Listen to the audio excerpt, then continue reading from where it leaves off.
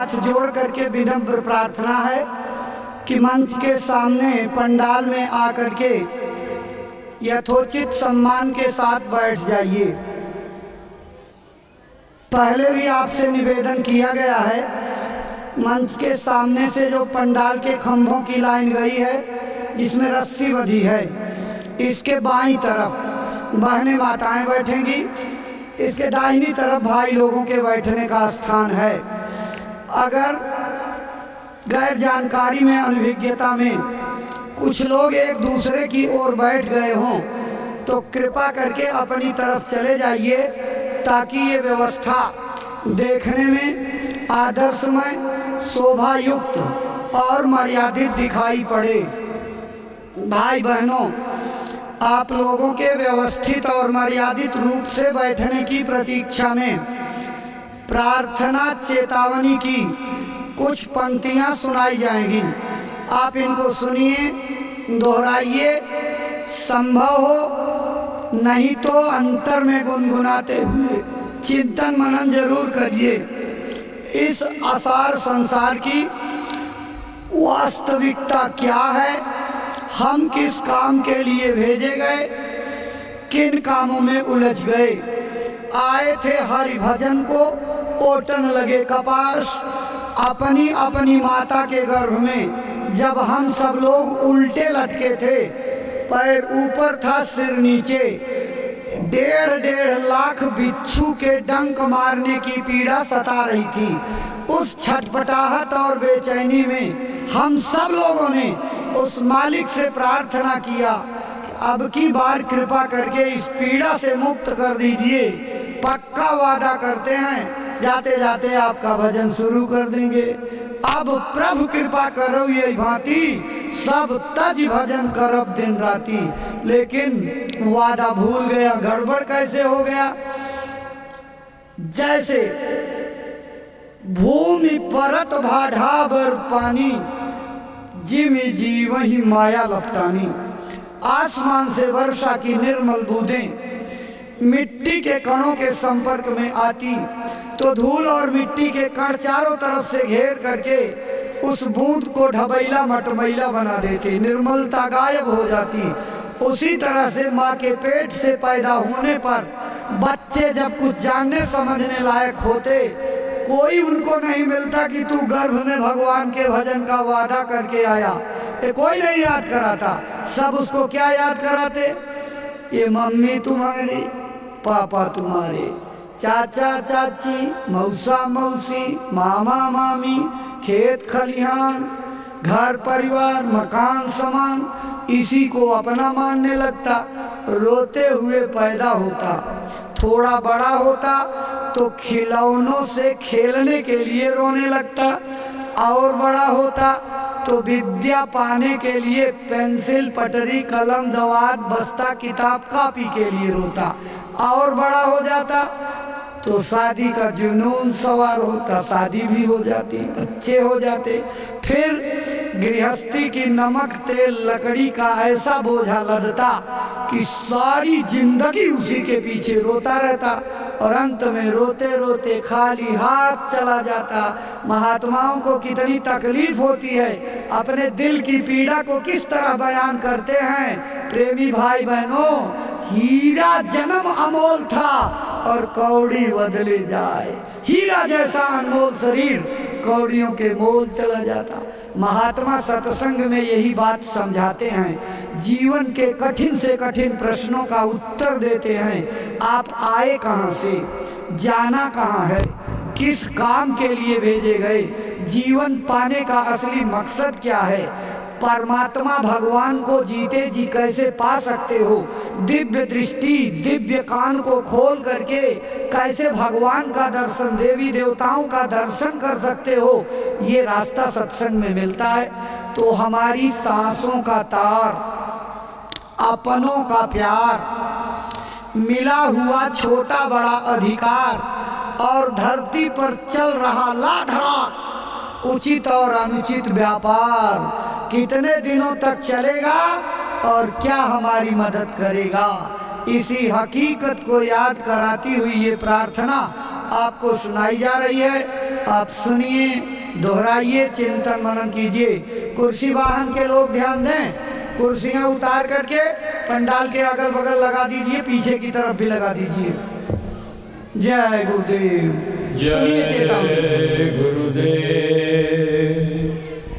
मानो तेरे जीवन का आधार रहेगा कितने दिन, मानो तेरे जीवन का आधार रहेगा कितने दिन, इस तन में तड़पती श्वासों का ये तार रहेगा कितने दिन, इस तन में तड़पती सांसों का ये तार रहेगा कितने दिन, धन माल कमाया भी तूने, संसार बसाया भी तू, वालों का ये प्यार रहेगा कितने दिन, इन्हें अपना कहने वालों का यह प्यार रहेगा कितने दिन, कभी छोड़कर तुम जाओगे, कभी छोड़कर ये जाएंगे, कभी छोड़कर तुम जाओगे, कभी छोड़कर ये जाएंगे, इस नाशवान दुनिया का व्यापार रहेगा कितने दिन, इस नाशवान दुनिया का व्यापार रहेगा कितने दिन, क्यों ऐठ ऐठ कर चलता तू, किस मद में फूला फिरता तू, क्यों ऐठ ऐठ कर चलता तो, किस मद में फूला फिरता तू, ये नशा चढ़ा है जो तुझे पर ऐ यार रहेगा कितने दिन, ये नशा चढ़ा है जो तुझे पर ऐ यार रहेगा कितने दिन, इससे तू खोज गुरु की कर, अब वही तुझे बतलाएंगे, इससे तू खोज गुरु की कर, अब वही तुझे बतलाएंगे, इस पार रहेगा कितने दिन, उस पार रहेगा कितने दिन, इस पार रहेगा कितने दिन, उस पार रहेगा कितने दिन, मानो तेरे जीवन का आधार रहेगा कितने दिन, इस तन में तड़पती सांसों का ये तार रहेगा कितने दिन। जय गुरुदेव। जय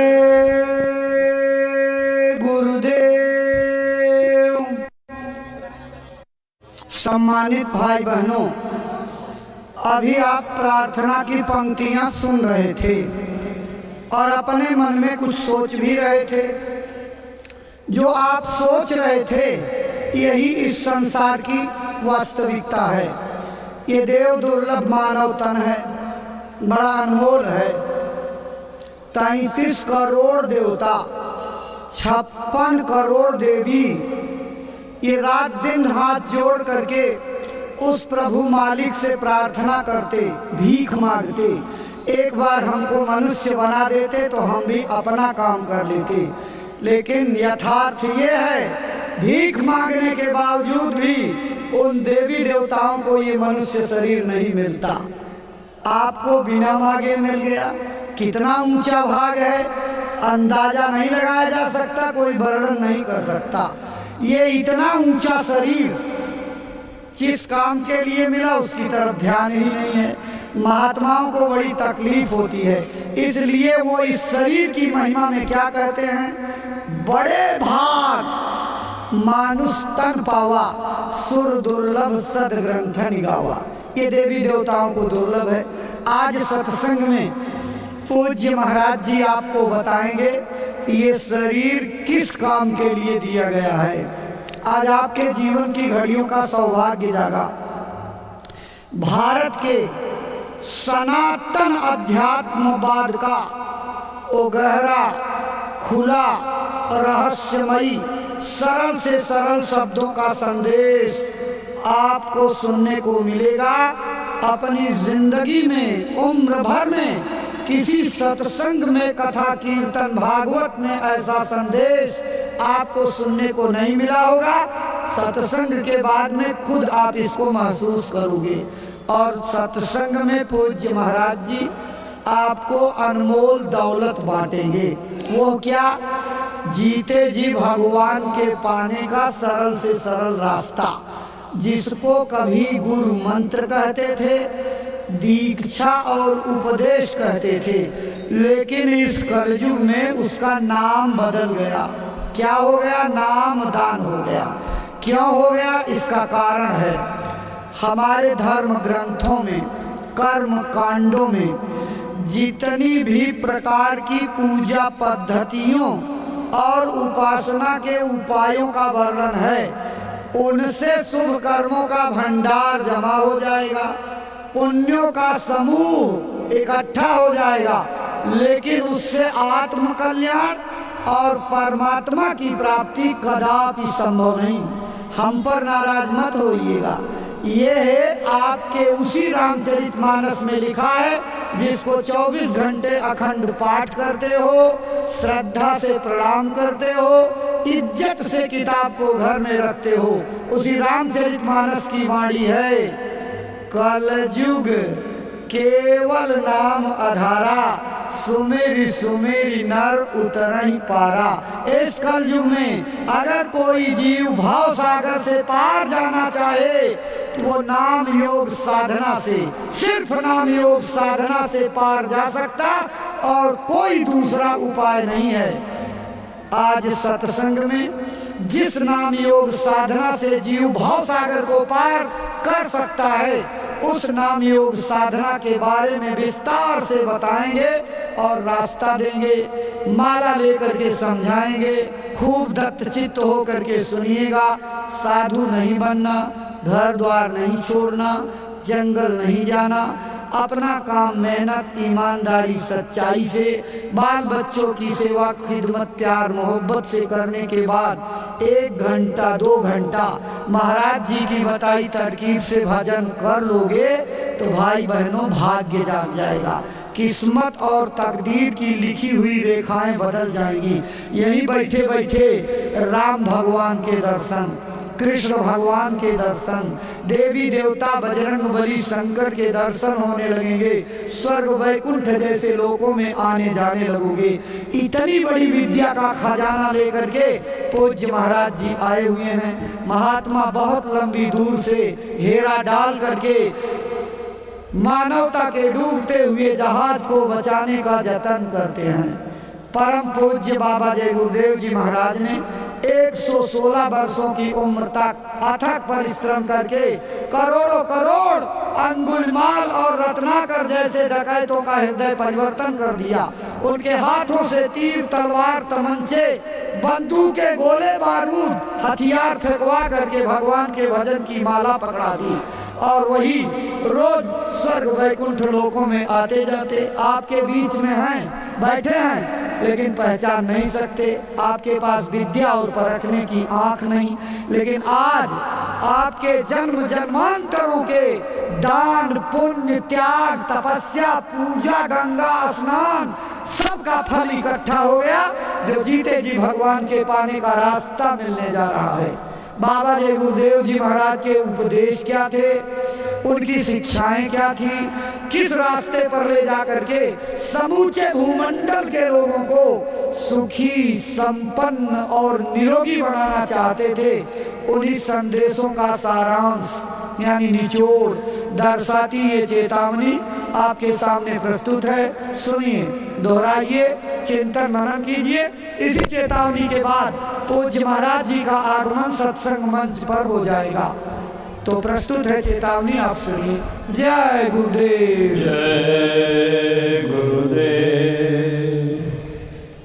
जय गुरुदेव नारा लगाते चले हैं। जय गुरुदेव नारा लगाते चले हैं।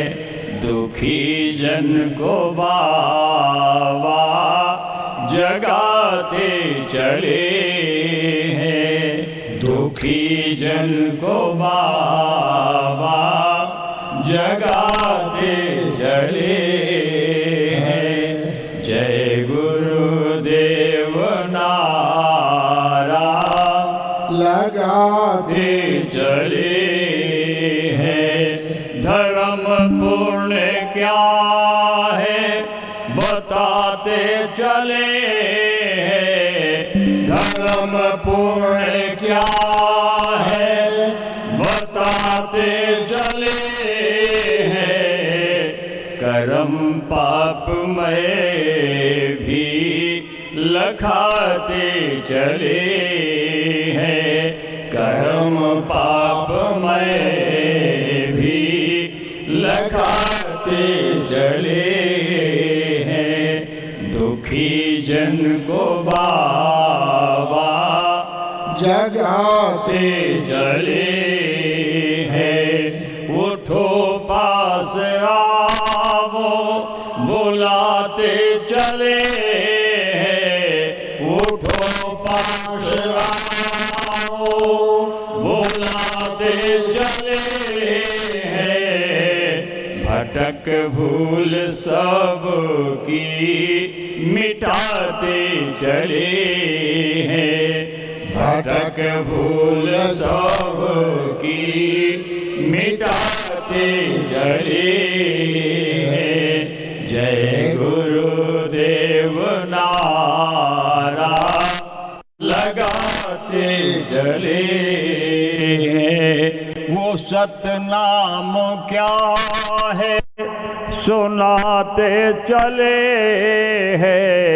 वो सतनाम क्या है सुनाते चले हैं। वो सतनाम क्या है सुनाते चले हैं। वो सतनाम क्या है सुनाते चले हैं। जो सुनते हैं उनको बचाते चले हैं। जो सुनते हैं उनको बचाते चले हैं। दुखी जन को बाबा जगाते चले हैं।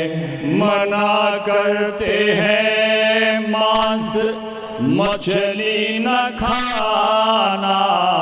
मना करते हैं मांस मछली न खाना। सुनो भाई बहनों इसे मत पकाना। सुनो भाई बहनों इसे मत पकाना। सभी अंडे बच्चे तू अपने समझना, सभी अंडे बच्चे तू अपने समझना। इन्हें भूल कर भी ना भूनना न तलना, इन्हें भूल कर भी ना भूनना न तलना। दया रूप मैया बुलाते चले हैं, दया रूप मैया बुलाते चले हैं, दया रूप मैया बुलाते चले हैं। जय गुरुदेव नारा लगाते चले हैं। अगर चाहते तुम प्रभु को पाना, अगर चाहते तुम प्रभु को पाना, मुसीबत से बचना जगत को बचाना, मुसीबत से बचना जगत को बचाना। तो मानो जो बातें हैं बाबा बताते, तो मानो जो बातें हैं बाबा बताते। मुसीबत तो सिर पर क्यों अपने हुलाते, मुसीबत तो सिर पर क्यों अपने हुलाते। बचाने को आए बचेंगे भले हैं, बचाने को आए बचेंगे भले हैं। दुखी जन को बाबा जगाते चले हैं। है गुरुवर के वारिस इन्हें आजमाओ, है गुरुवर के वारिस इन्हें आजमाओ। गुरु जी के वारिस इन्हें आजमाओ, आए गुरु जी के वारिस इन्हें आजमाओ। मिले नाम धन जो लगन से कमाओ, मिले नाम धन जो लगन से कमाओ। नशा नाम का अपने ऊपर चढ़ाओ, नशा नाम का अपने ऊपर चढ़ाओ। सिमट घर के बाहर से भीतर को आओ, सिमट घर के बाहर से भीतर को आओ। वहीं वो तुम्हारे लिए बस खड़े हैं, वहीं वो तुम्हारे लिए बस खड़े हैं। यही वो तुम्हारे लिए बस खड़े हैं, यही वो तुम्हारे लिए बस खड़े हैं। दुखी जन को बाबा जगाते चले हैं।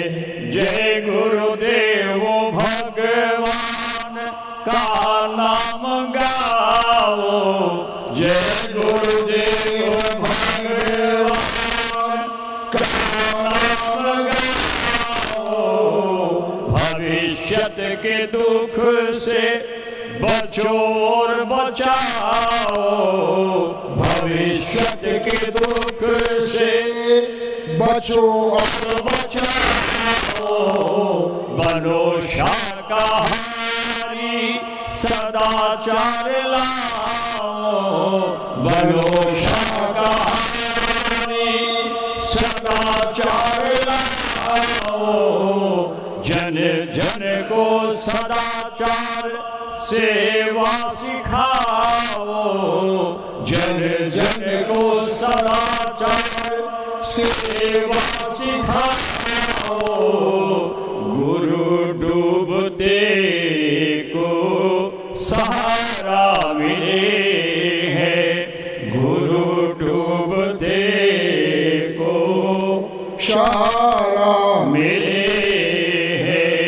गुरु डूबते को किनारा मिले है, गुरु डूबते को किनारा मिले है। जय गुरुदेव नारा लगाते चले हैं, दुखी जन को बाबा जगाते चले हैं। जय गुरुदेव। जय गुरुदेव। प्रतिष्ठित भाई बहनों, अभी आप चेतावनी की पंक्तियां सुन रहे थे। गुरु डूबते को सहारा मिले हैं, गुरु डूबते को किनारा मिले हैं। भाई बहनों, यह कर्म प्रधान संसार है। कर्मों का विज्ञान बड़ा बारीक है। कर्मों के लेन देन से हमारी अवतारी शक्तियाँ, हमारे भगवान नहीं बच पाए तो हम आप कैसे बचेंगे? आज ये विचारणीय प्रश्न है। इसके बारे में सत्संग में पूज्य महाराज जी मार्गदर्शन देंगे। पूज्य महाराज जी का आगमन सत्संग मंच पर होने जा रहा है। आप सभी भाई बहन अपने स्थान पर खड़े होकर के पूज्य महाराज जी का स्वागत अभिनंदन वंदन करेंगे। वो आपका अभिवादन स्वीकार करेंगे।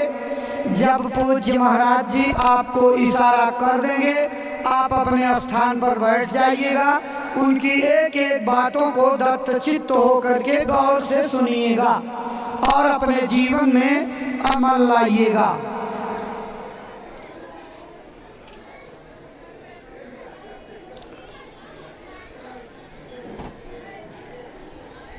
जय गुरुदेव। अपने गुरु महाराज के श्री चरणों में श्रद्धा सुमन अर्पित करके दया कृपा और संभाल की प्रार्थना करते पूज्य महाराज जी।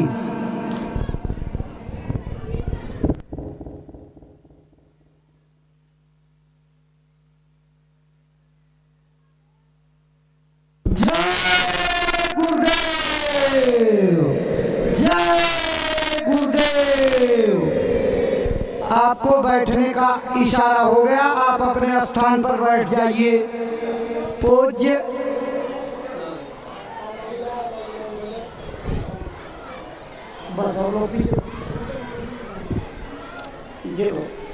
पूज्य महाराज जी को पुष्पहार अर्पित करके यहाँ के अध्यक्ष और सहयोगी लोगों के साथ स्वागत अभिनंदन वंदन करते हुए जय गुरुदेव।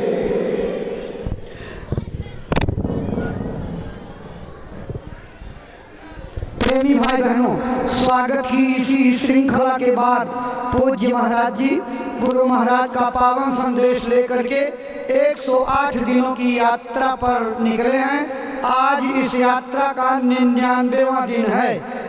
आपके पावन चरण कमलों में श्रद्धा से आदर पूर्वक प्रार्थना करते हैं कि गुरु महाराज का जो संदेश संकल्प बनाकर अपने मथुरा आश्रम से चले हैं, अपनी अमर वाणी से प्रेमी भाई बहनों को सुनाने समझाने की कृपा करें, ताकि आपकी अमरवाणी से प्रेरणा प्राप्त करके भाई बहन अपने जीवन की अनमोल सांसों का उपयोग करते हुए मानव तन सफल, सार्थक और कामयाब बना सकें। परम श्रद्धे पूज्य महाराज जी, ये दगाना बंद कर दीजिए।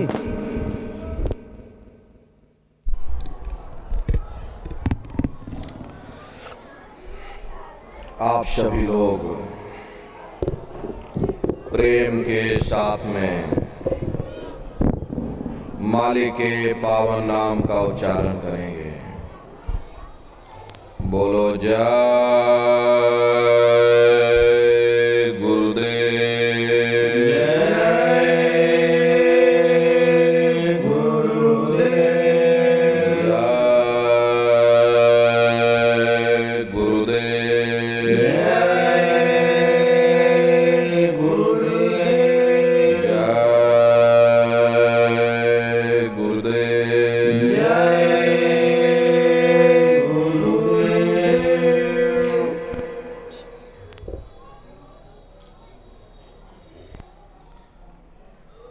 सर्वत्र विराजमान शब्द स्वरूप परम पूज्य स्वामी जी महाराज के श्री चरणों में कोटि कोटि नमन प्रणाम करते हुए इस सत्संग समारोह में पधारे हुए सभी सत्संगी धर्म प्रेमी भाई बहनों को सादर जय गुरुदेव। प्रेमी भाई बहनों, हम आप परम सौभाग्यशाली हैं कि ऐसे कलिकाल में हम लोगों को ये मानव तन, ये मनुष्य शरीर प्राप्त हुआ। उससे भी परम सौभाग्य की बात है कि मनुष्य रूपी मंदिर में बैठ करके हम लोगों को सत्संग सुनने का ये अवसर मिल रहा। सत्संग जल जो कोई पावे, मैलाई सब कट कट जावे। ये सत्संग है, ये कोई कथा और कीर्तन नहीं,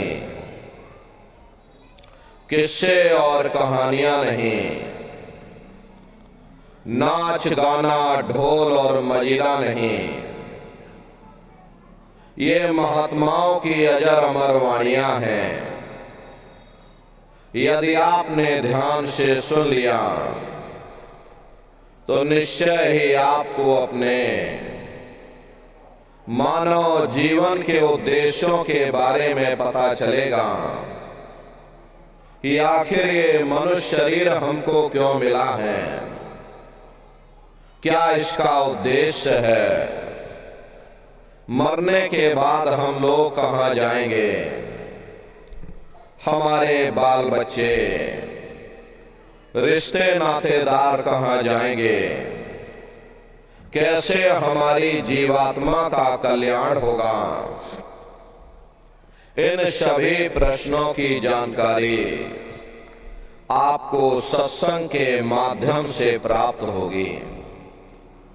इसलिए प्रेमी भाई बहनों, जो भी थोड़े बहुत वचन आपको सुनाए जाएं, उन वचनों को बड़े ध्यान के साथ सुनिएगा, क्योंकि अधिकतर यह देखा जाता है जब कभी सत्संग होता है तो हम लोगों को नींद आ जाती, हम लोग सो जाते हैं या एक दूसरे से बातचीत करने में उलझ जाते। तो उसमें होता क्या है, सत्संग के वचन छूट जाते हैं, कड़ी से कड़ी टूट जाती है। फिर हम लोग उन अर्थों को समझ नहीं पाते और अर्थ का अनर्थ कर देते। इसलिए प्रेमी भाई बहनों, जो भी थोड़े बहुत वचन आपको सुनाए जाएं, बड़े ध्यान से उन वचनों को सुनिएगा और समझने की कोशिश करिएगा।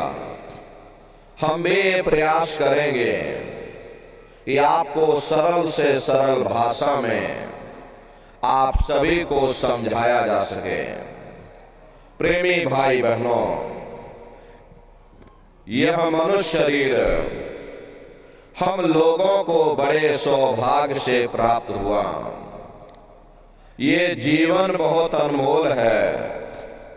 उस परम पिता परमात्मा ने हमको यह जीवन केवल इसीलिए दिया है ताकि हम जीते जी उस प्रभु की भक्ति करके अपनी जीवात्मा का कल्याण करा सकें।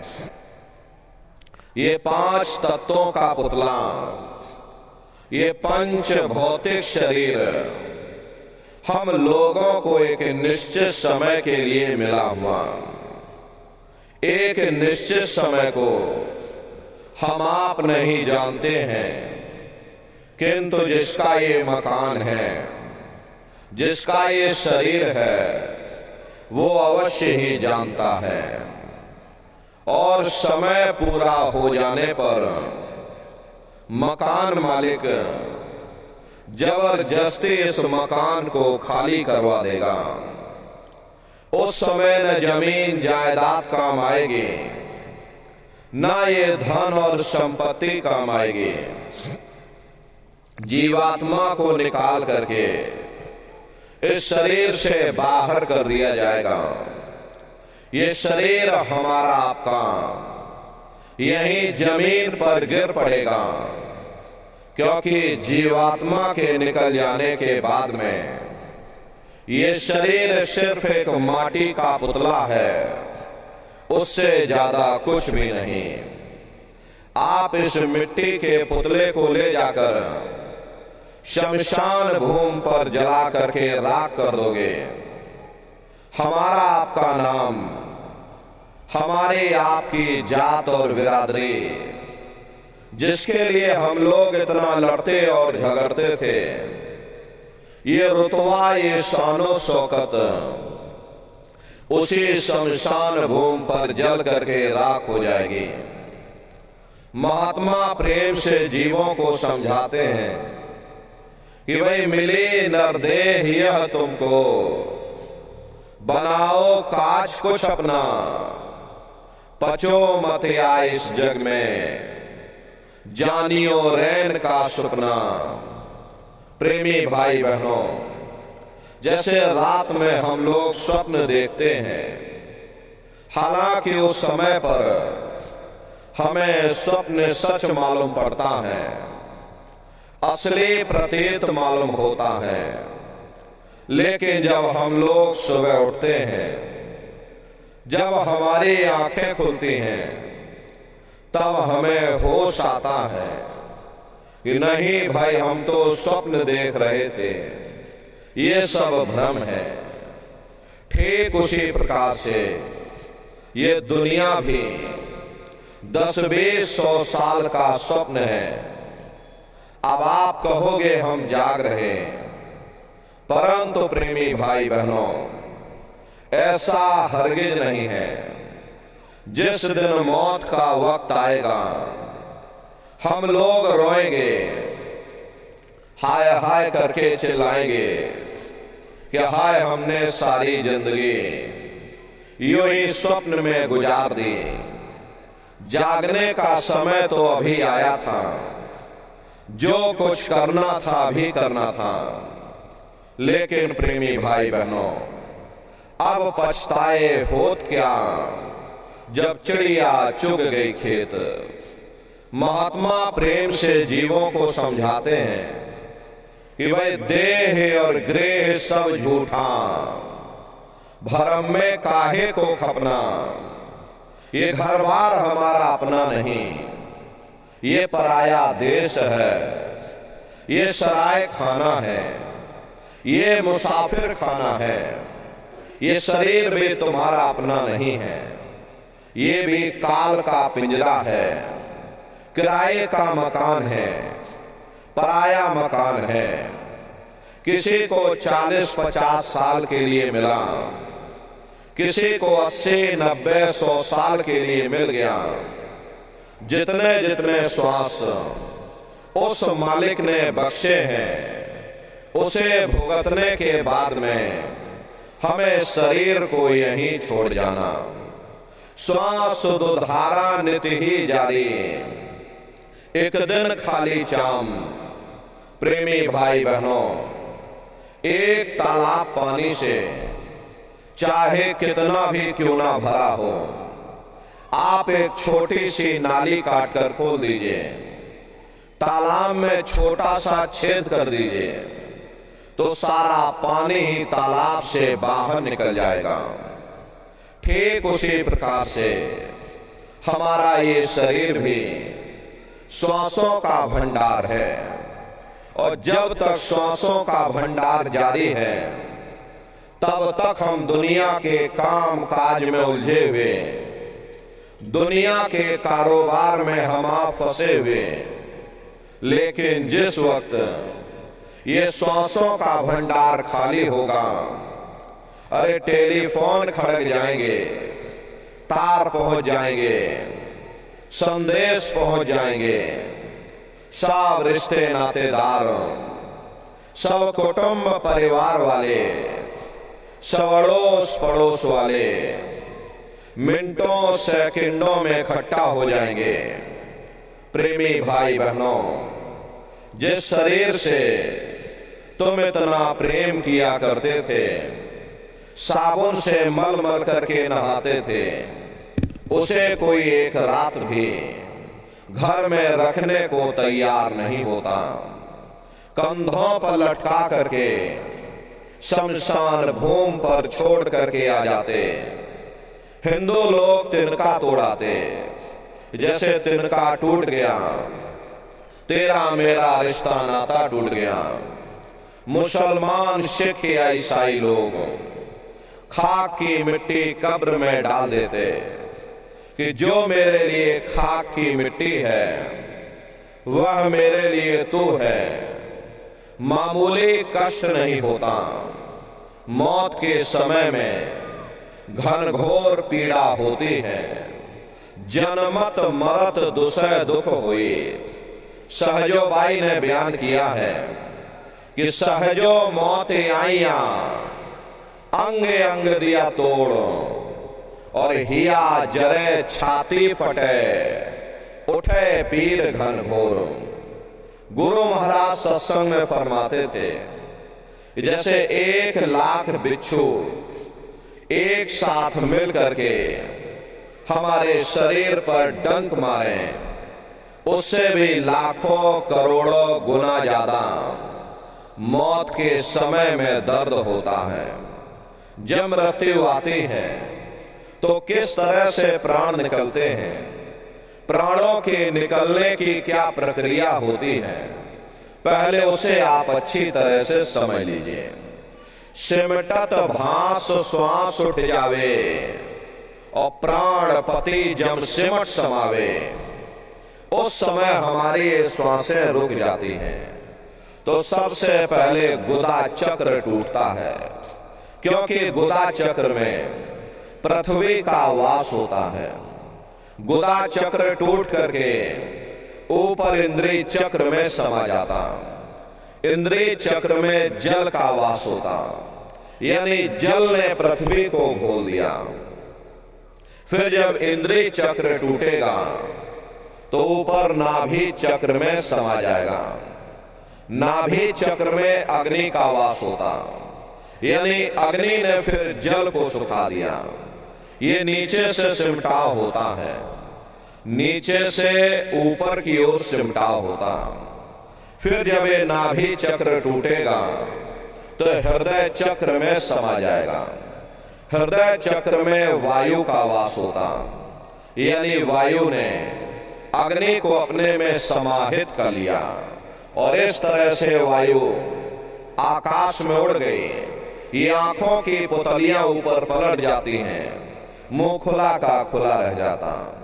महात्मा प्रेम से जीवों को समझाते हैं कि भाई जब यह कर्म कलाय उपजावे, बुद्धि सुरत की आन दबावे, जब यह जीवात्मा पांचों तत्वों को लांग करके जल पृथ्वी अग्नि वायु आकाश पांचों तत्वों को लांग करके ऊपर आती है, तो काल दाढ़ में आन दबानी और जब ढर के नैनन से पानी, जब काल अपनी दाढ़ में दबाता है उस समय नेत्रों से पानी निकलता, इंद्रियां टूट टूट करके चकनाचूर हो जाती, सब रिश्ते नातेदार खड़े रह जाएंगे, भाई बंधु सब देखते रह जाएंगे, लगे टकटकी दिखे ना भाई, वाही समय को करे सहाई। उस समय जीव टकटकी लगाकर देखता है कि कोई मेरी मदद कर दे, कोई मेरी सहायता कर दे, कोई मुझे बचा ले। लेकिन प्रेमी भाई बहनों, नाथ रिश्तेदार सब खड़े रह जाते, डॉक्टर वैद्य और हकीम सब घेरे रह जाते, लेकिन उस समय आपको कोई बचा नहीं पाता। यमदूत आते हैं, प्राणों की डोरी को तोड़ देते हैं और जीवात्मा को खींच करके इस शरीर से बाहर कर दिया जाता। जैसे ही जीवात्मा शरीर से अलग हुई, ये शरीर हमारा मिट्टी हो जाता। फिर इस मिट्टी को एक रात अपने घर में कोई रखने को तैयार नहीं होता।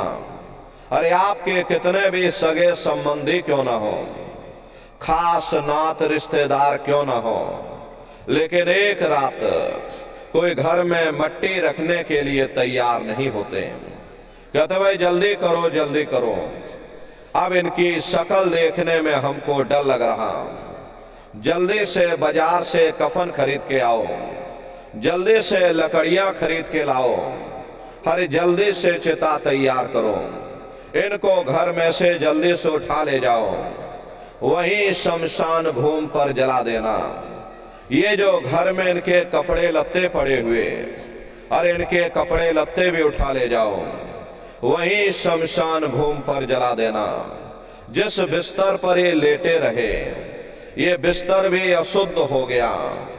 अब इनकी छुई हुई चीज हमको घर में एक नहीं चाहिए, इसलिए इनका बिस्तर भी उठा ले जाओ, वहीं शमशान भूमि पर जला देना। लेकिन उसने कोई सोने की अंगूठी पहनी होगी, गले में कोई सोने की चैन पहनी होगी, उसे धीरे से उतार करके जेब में रख लोगे, बस वही एक अशुद्ध नहीं होगा और बाकी सब अशुद्ध हो जाएगा।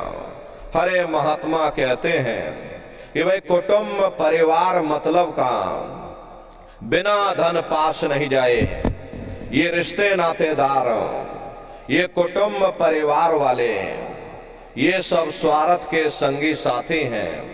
प्रेमी भाई बहनों, आज तुम्हारी जेब में पैसा है तो सब जैसे तैसे तुमसे रिश्तेदारियां कायम कर लेंगे, लेकिन अगर आज जेब खाली हो जाए तो कोई किसी को याद करने वाला नहीं।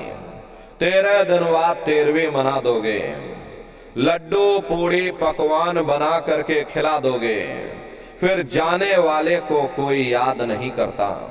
अभी बूढ़े बुजुर्गों से पूछा जाए कि भाई क्या तुमको तुम्हारे माँ बाप की याद आती है, तो कहेंगे भाई नहीं आती। अरे क्यों नहीं आती? तुम्हारे माँ बाप थे, तुमको पाला पोसा बड़ा किया, खुद बेचारे भूखे रहे होंगे, तुम्हारा पेट पाला होगा, तुमको तुम्हारे माँ बाप की याद क्यों नहीं आती? क्योंकि तुम्हारे सामने तुम्हारे लड़के बच्चे हो गए, तुम्हारे नाती पोता पंती और संती हो गए, इसलिए तुम अपने माँ बाप की यादों को धीरे धीरे भूल गए और नई यादों में धीरे धीरे बस गए। ऐसे ही प्रेमी भाई बहनों, एक दिन सब तुमको भी भूल जाएंगे, कोई किसी को यहाँ याद करने वाला नहीं। ये कहानी तो शमशान भूमि पर समाप्त हो गई। उधर देखो क्या होता, तुम्हारी जीवात्मा को ले जा करके ऊपर धर्मराज की कचहरी में पेश कर दिया जाएगा। वहां पलक झपकते ही तुम्हारे अच्छे बुरे कर्मों का हिसाब किताब हो जाएगा। धर्मराज तुमको सजा सुना देंगे, ले जाओ इनको फलाने नरक में डाल दो, क्योंकि मैंने इनको मौका दिया था।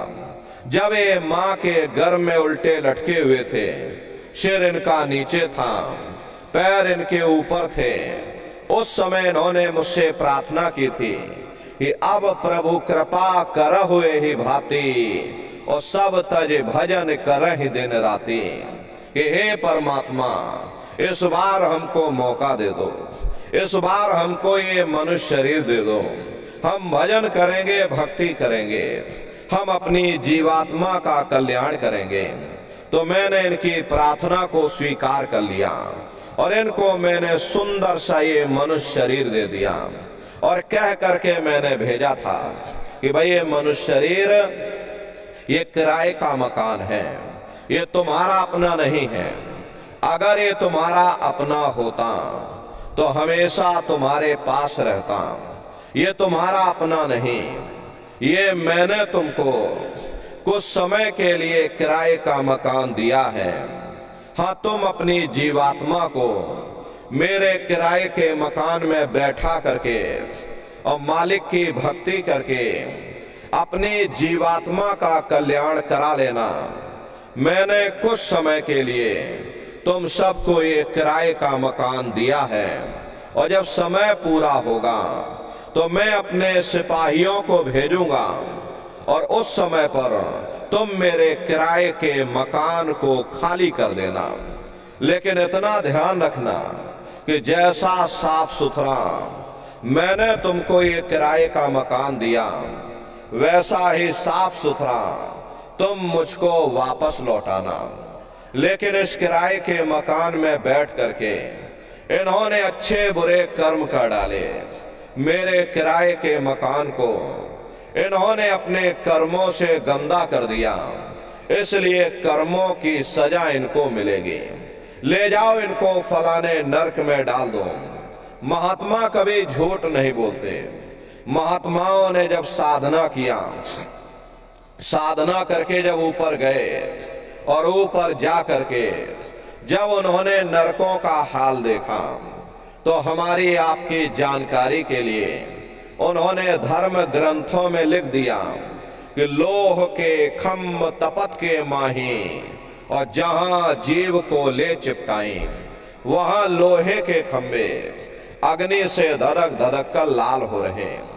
ऐसे खोटे जीवों को जो मालिक की भक्ति नहीं करते, जो अपने कीमती समय को श्वासों की पूंजी को बर्बाद कर देते, ऐसे खोटे जीवों को उन्हीं लोहों के खंबे पर लिटा दिया जाता।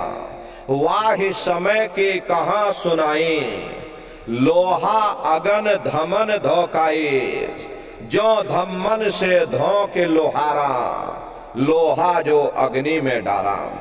जिस तरह से लोहार लोहे को अग्नि की भट्टी में तपा तपा करके लाल कर देता, ऐसे ही प्रेमी भाई बहनों उन नरकों में भी बड़े बड़े लोहे के खंबे अग्नि की भट्टी में तप करके लाल हो रहे। ऐसे खोटे जीवों को उन्हीं खंभों पर लिटा दिया जाता। जीव हाय हाय करके चिल्लाता है, तड़फ तड़फ जीव जुलम बुखारी, तपत खम्भ दुखी उपजे भारी। असहनीय वेदना होती है, असहनीय दुख दर्द होता, जीव वहां रोता और चिल्लाता रहता। लाखों लाख योजन मील तक तुम्हारे रोने और चिल्लाने की आवाज जाती है, लेकिन प्रेमी भाई बहनों वहां कोई तुम्हारी पुकार सुनने वाला नहीं, कोई तुम्हारी दर्द भरी आवाज को सुनने वाला नहीं। ये दुर्दशा क्यों हो गई? क्योंकि हम लोग मनमुखी हो गए, मन के कहे पर चलने लग गए। मन के कहे पर चल करके अच्छे और बुरे कर्म करने लग गए। कर्मों का ये जखीरा अंबार के अंबार हमने अपने सिर पर लाद लिए, आज उन्हीं कर्मों का भोग पा रहे हैं। हरे महात्मा कहते हैं कि भाई नर के अनेक और हैं, कह लग कहो बखान, दुख भोगते यह जीव जो जाने जो भोग समान। कहते भाई एक नरक नहीं, ऐसे वहां पर अनेकों अनेक नरक बने हुए हैं। अलग अलग खोटे पाप कर्मों के वहां पर अलग अलग नरक बने हुए हैं। गरुड़ पुराण में 36 प्रकार के नरकों का वर्णन किया गया।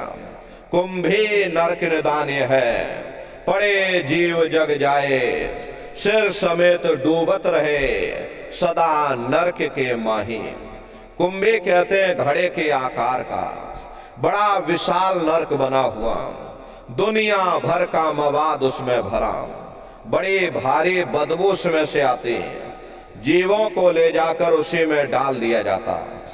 जब ही नरक सिर ऊपर काढ़े तब ऊपर जूती जब मारे, जैसे ये जीव श्वास लेने के लिए अपने सिर को ऊपर निकालता, ऊपर यमदूत खड़े रहते हैं, नोकदार भालों से प्रहार कर देते, जीव फिर उसी में डूब जाता है, युगों युगों तक डूबा रहता। कुंभी नरक कल्प लो वासा, मुख में नरक नाक में श्वासा। कल्प लो वासा यानी 1000 चौकड़ी युग का एक कल्प होता है, और कल्प लो वासा यानी युगों युगों तक ये जीव नरकों की यातनाओं को भोगता रहता। और नरकों की यातनाएं भोगने के बाद में इसी जीवात्मा को सीधे मनुष्य शरीर नहीं दिया जाता, बल्कि इसे 4 खान 84 लाख योनियों में डाल दिया जाता। जैसे बच्चा होता है, बच्चा पहले कक्षा 1 पास करेगा, फिर कक्षा 2 में जाएगा। ऐसे ही प्रेमी भाई बहनों वहां भी पूरा चैनल बना हुआ। नरकों की यातनाओं को भोगने के बाद में इन्हीं जीवात्माओं को 4 खान 84 लाख योनियों में डाल दिया जाता। ये 4 खान 84 लाख योनियां ये कोई मामूली योनियां नहीं होती। 4 खान का मतलब होता है अंडज पिंडज उपमज स्थावर, ये 4 खाने होती हैं। पहली श्रेणी पेड़ पौधों की आती हैं जिनके अंदर पानी का तत्व मौजूद होता। कभी ये भी मनुष्य हुआ करते थे, लेकिन आज अपने कर्मों का भोग पा रहे, एक जगह पर बेचारे पेड़ बनके खड़े हुए। दूसरी श्रेणी कीड़े मकोड़ों की आती हैं जिनके अंदर पृथ्वी और अग्नि का तत्व मौजूद होता। तीसरी श्रेणी पंछियों की आती, चौथी चौपाए जानवरों की आती, और 5वीं स्वयं इंसान की आती है जिसके अंदर 5 तत्व जल पृथ्वी अग्नि वायु आकाश 5 तत्व मौजूद होते हैं। प्रेमी भाई बहनों ये 4 खाने हैं, इनकी अलग अलग कुल 84 लाख योनियां होती हैं। अब आप पेड़ पौधों को देखिए तो आम का पेड़ अलग है, नीम का पेड़ अलग है, पीपल का पेड़ अलग है। ऐसे अलग अलग प्रजातियों के कीड़े मकोड़े, अलग अलग प्रजातियों के पशु और पंछी, कुल मिलाकर के 84 लाख योनियां हैं। हम दुनिया के जीव नरकों की यातनाओं को भोगने के बाद में इन्हीं 84 लाख योनियों में डाल दिए जाते हैं। मामूली कष्ट नहीं होता। अरे हमको आपको गर्मी लग गई तो हम लोग देखो छाया में आ गए, सर्दी लग गई कंबल रजाई ओढ़ लिया, भूख लग गई रोटी खा ली, बीमार हो गए अस्पतालों में चले गए, अपना अपना इलाज करवा लिया। लेकिन देखो जानवरों को, क्या गर्मी क्या सर्दी और क्या बरसात, एक एक रोटी के टुकड़े के लिए बेचारे दर बदर रोड पर भटकते रहते। किसी का हाथ कट गया, किसी का पैर कट गया, किसी को जीते जी काट डाला, मुर्गी की पकड़ करके गर्दन मोड़ डाली। अरे उनको भी दर्द होता है, उनको भी तकलीफ होती है, लेकिन वे बेचारे बेजुबान हैं, कुछ बोल नहीं पाते, कुछ बता नहीं पाते। हम लोगों के अंदर ये जुबान है, हम लोग बोल बता देते हैं, वे सिर्फ रोते और चिल्लाते रहते। अरे कौन उनकी पुकार सुनने वाला, कौन उनकी दर्द भरी आवाज को सुनने वाला? प्रेमी भाई बहनों, कोई सुनने वाला नहीं। मादा बिच्छू होती है, मादा बिच्छू की मौत कैसे होती है?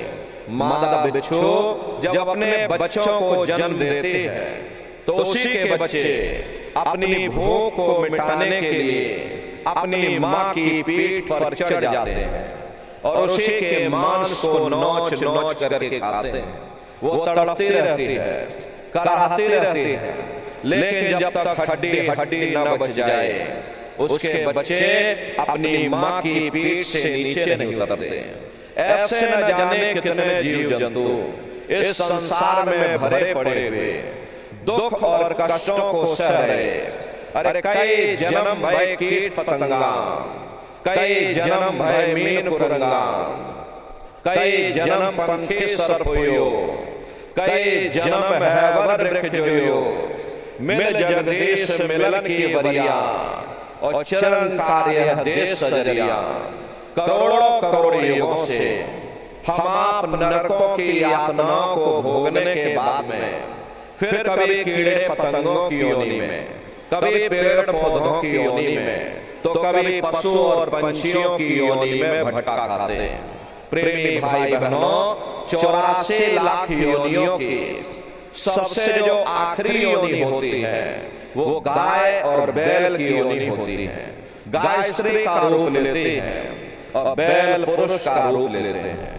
ये 84 लाख योनियों की सबसे आखिरी योनि यानी कि अंतिम पायदान होता।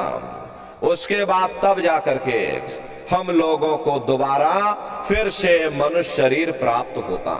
इसीलिए कहा गया है कि भाई बड़े भाग्य मानुष तन पाया, कोट जन्म जब भटका खाया। कोटान कोट जन्म जन्मांतरों तक अलग अलग योनियों में भटकने के बाद में तब बड़े सौभाग्य से तुम लोगों को ये मनुष्य शरीर प्राप्त हुआ।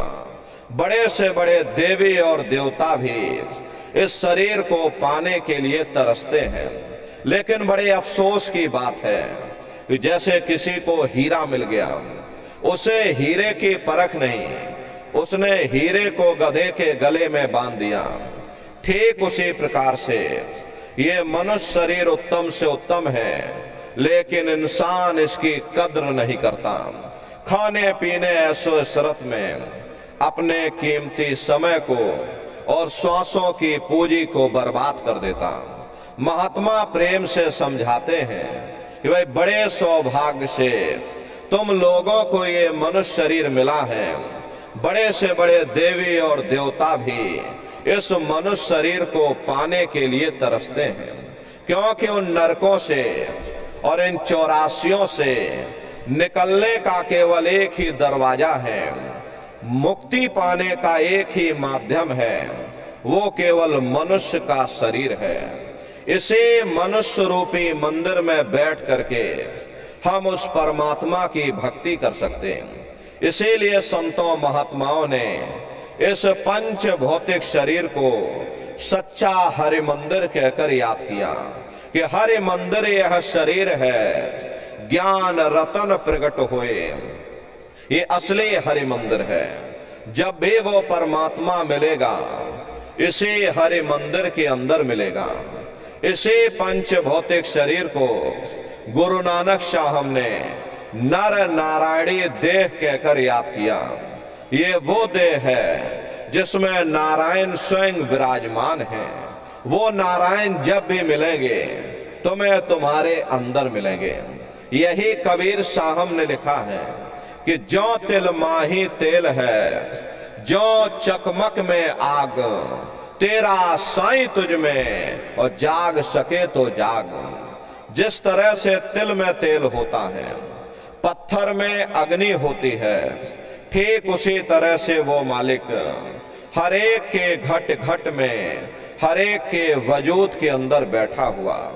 यही भीखा साहब ने फरमाया कि भाई भीखा भूखा को नहीं, सबकी गठरी लाल और गिरह खोल नहीं जान सी, ताते भय कंगाल। यानी उस परमात्मा ने इस शरीर के अंदर कोई कमी नहीं रखी, सबके अंदर नाम रूपी अमूलक दौलत रखी हुई। यही महात्माओं ने लिखा है कि भाई कस्तूरी कुंडल बसे और मृग धूड़े बन माही, ऐसे घट घट राम है दुनिया देखे नहीं।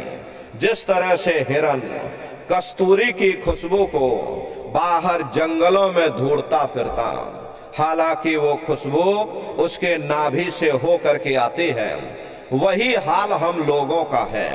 हम दुनिया के जीव भी उस परमात्मा की खोज बाहर इस जड़ संसार में कर रहे, लेकिन महात्मा कहते हैं भाई मोको कहाँ ढूंढे रे बंदे, मैं तो तेरे पास में, और ना तीरथ में ना मूरत में, मैं तो हूँ विश्वास में।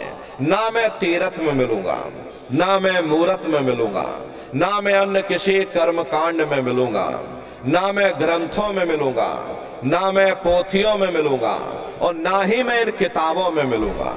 चाहे सारी उम्र बैठ करके तुम ढोलक बजा बजा करके उन किताबों को पढ़ते रहो, चौपाइयों को गाते रहो, अरे मैं जब भी मिलूंगा तो मैं तुम्हारे अंदर मिलूंगा। प्रेमी भाई बहनों, बड़ी सीधी सी बात है कि अगर खाना बनाने की किताब सारी उम्र बैठ करके तुम पढ़ते ही रहोगे कि भाई खाना ऐसे बनता है और खाना वैसे बनता है, खाने में नमक डाला जाता है और खाने में तेल डाला जाता है, तो कभी तुम्हारा पेट नहीं भर सकता। जब तक आप खाना बनाओगे नहीं, उसे स्वयं खाओगे नहीं, कभी तुम्हारा पेट नहीं भर सकता। हम वेदों की निंदा नहीं करते, हम ग्रंथों की निंदा नहीं करते, हम गीता कुरान और बाइबल की निंदा नहीं करते। वेद शास्त्र गीता कुरान और बाइबल कहती है कि भाई मनुष्य के अंदर अंड खंड ब्रह्मांड है, स्वयं वो परमात्मा इसके अंदर बैठा हुआ। चलो अंदर चलो, अंदर चल करके उस परमात्मा का दर्शन दीदार करो।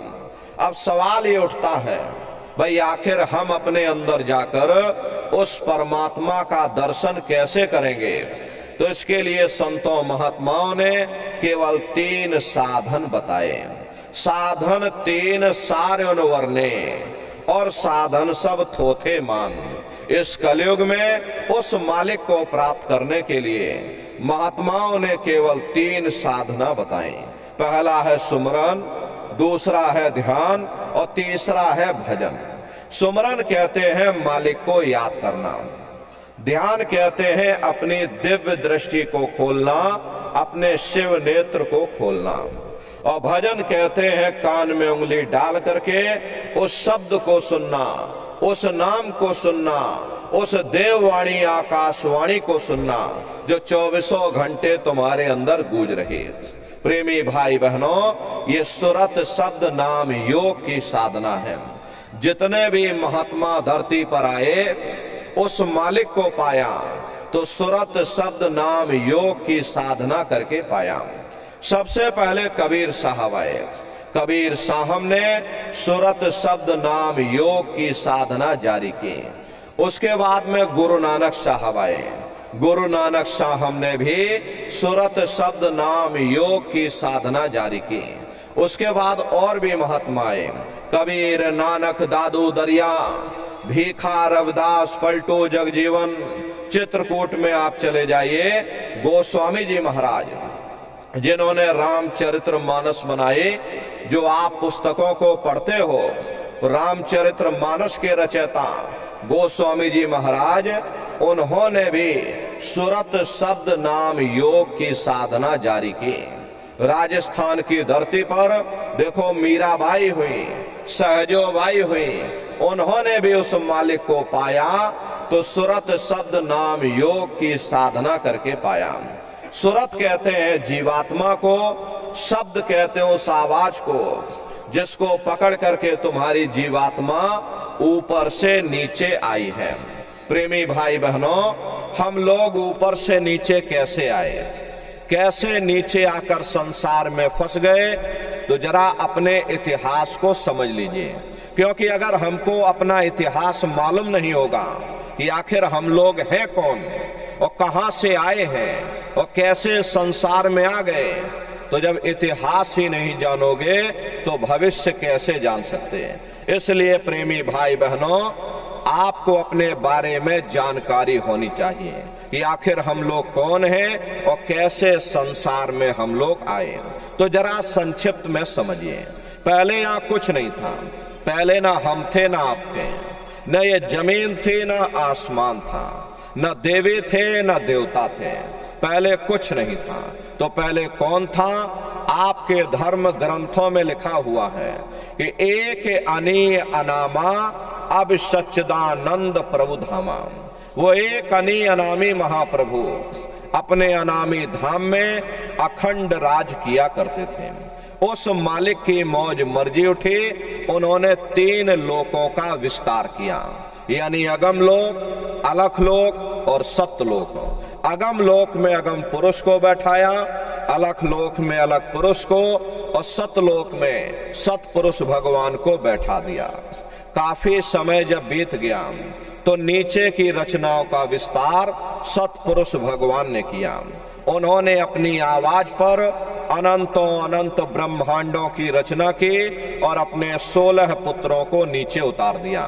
निरंजन भगवान, जिनको दुनिया ईश्वर कहती है, सतपुरुष भगवान के ये सबसे छोटे पुत्र हैं। इन 16 पुत्रों ने नीचे आकर घनघोर तपस्या की और अपने पिता को प्रसन्न करके, यानी सतपुरुष भगवान को प्रसन्न करके, उन्हीं के समान वरदान के रूप में राज मांग लिया।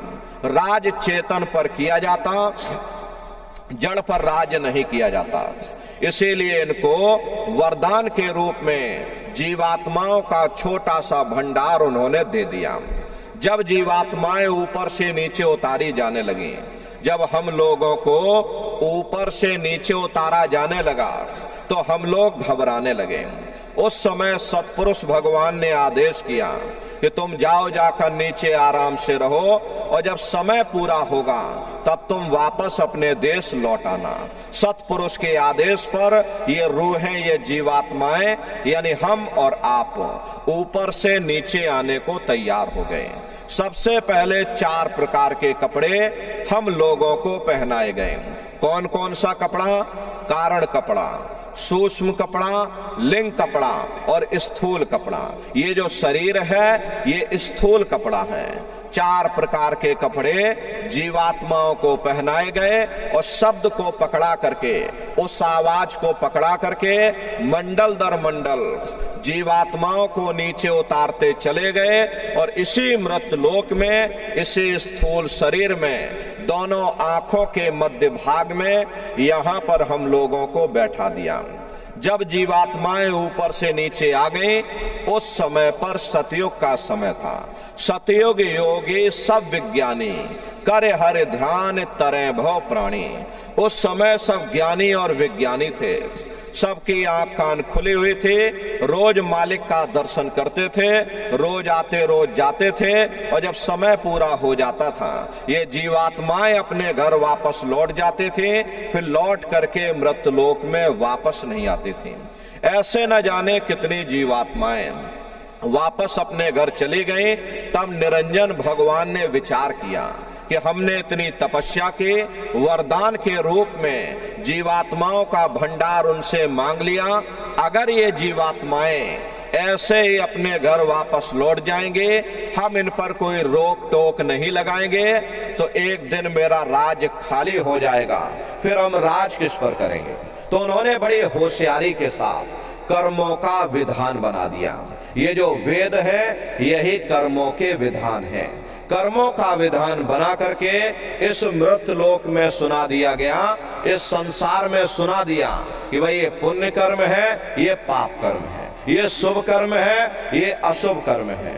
और जीवात्माओं को कह दिया कि काल रूप में तिनकर भ्राता, शुभ अशुभ कर्म फल दाता। यानी मैं काल रूप हूं, शुभ अशुभ कर्मों का मैं फल दूंगा। यानी कर्म करने की स्वतंत्रता हमको आपको दे दी और फल देने का अधिकार इन्होंने अपने हाथों में रख लिया। धीरे धीरे ये जीवात्माएं कर्मों की बेड़ियों में जकड़ती चली गई। जिस नाम की डोरी को पकड़ करके, जिस शब्द को पकड़ करके ये जीवात्मा ऊपर से नीचे आई थी, कर्मों के कारण वो शब्द की डोरी हाथ से छूट गई। तब से लेके आज तक न जाने कितने युग और कल्प बीत गए, हम लोग यहीं पर भटका खा रहे, जन्म रहे, मर रहे, कर्मानुसार नरकों में जा रहे, 84 में जा रहे। अगर वो नाम की डोरी हाथ में आ जाए, वो शब्द की डोरी हाथ में आ जाए, तो शब्द कर्म की रेख कटावे और शब्द शब्द में जाए मिलावे। शब्द वो साबुन है जो तुम्हारे कर्मों को साफ कर देगा और तुम्हें शब्द दर शब्द, मंजिल दर मंजिल अपने घर वापस पहुंचा देगा। तो प्रेमी भाई बहनों, ये सुरत शब्द नाम योग की साधना है। इस साधना की 3 क्रियाएं हैं, सुमरन, ध्यान और भजन। तो कैसे आप लोग सुमरन करोगे, कैसे आप लोग ध्यान करोगे और कैसे आप लोग भजन करोगे, जरा बैठ करके अच्छी तरह समझिएगा और फिर घर पर जा करके करिएगा। तो सबसे पहले सुमरन कैसे किया जाएगा? सुमरन करने के लिए एक माला आप लोग ले लेना। ये देखिए प्रेमी भाई बहनों, 108 दाने की ये माला है। अपने अपने घरों में बैठ करके बाहर से अपनी आंख को बंद कर देना, दोनों आंखों के मध्य भाग में अपने ध्यान को रोक करके और दाने दाने पर जय गुरुदेव नाम का उच्चारण करिएगा। हर दाने पर जय गुरुदेव नाम, हर दाने पर जय गुरुदेव नाम, जय गुरुदेव, जय गुरुदेव, जय गुरुदेव, जय गुरुदेव, कुल 108 बार करिएगा। दोबारा इसी जगह फिर वापस आ जाओगे।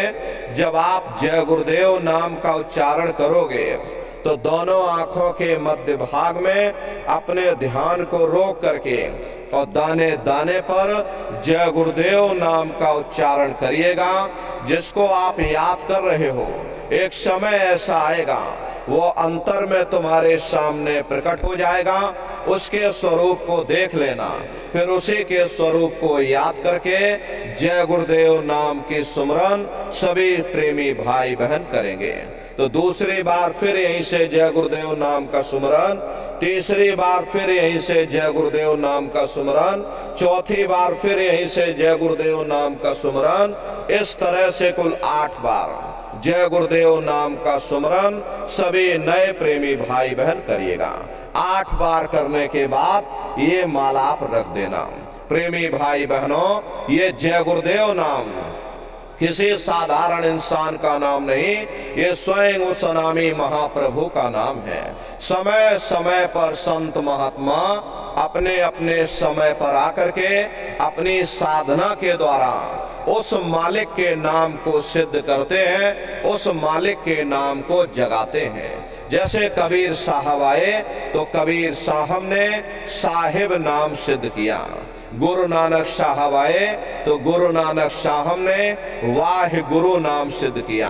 गोस्वामी जी महाराज आए तो गोस्वामी जी महाराज ने राम नाम सिद्ध किया। मीराबाई आई तो मीराबाई ने गिरधर नाम सिद्ध किया। सूरदास जी महाराज आए तो उन्होंने श्याम नाम सिद्ध किया। इसी तरह से हमारे गुरु महाराज जय गुरुदेव नाम सिद्ध करके गए। जय गुरुदेव नाम का जहाज लगा कर गए। अगर इस जहाज पर सारी दुनिया बैठेगी, ये जहाज सारी दुनिया को पार करेगा।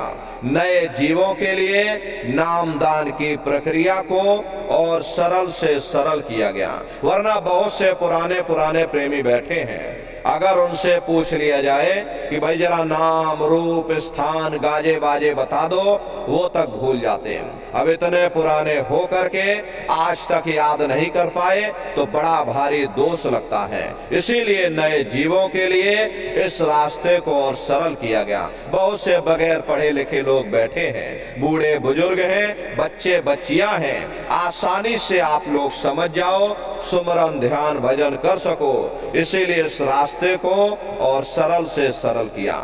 एक है साध है सब सद है, सब साध है सब जाए।